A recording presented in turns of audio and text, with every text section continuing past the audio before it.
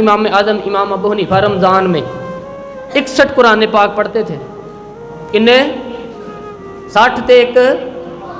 اللہ اکبر. ایک قرآن پاک دن میں پڑھتے پورا, ایک رات کو پڑھتے, ایک تراویح میں پڑھتے.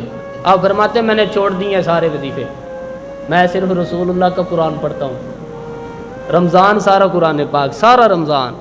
اب تو عادت ہی نہیں رہی ہمیں قرآن پاک. اور ملت کا جوان یاد رکھے, بوڑھے تراویحیں پڑھتے ہیں, ضعیف تراویحیں پڑھتے ہیں, گھٹنوں میں درد ہے تراویحیں پڑھتے ہیں, بیمار بوڑھے تراویحیں پڑھتے ہیں. جوان وہاں چونک میں کھڑے, کیا جوانی اس لیے ہے چونکوں میں کھڑا ہوا جائے؟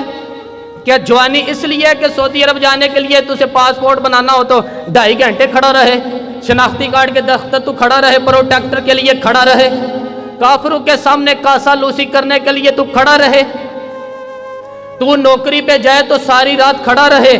محبوب پاک نے فرمایا من کان ایمانا و احتسابا غفر له ما تقبل من ذنبک.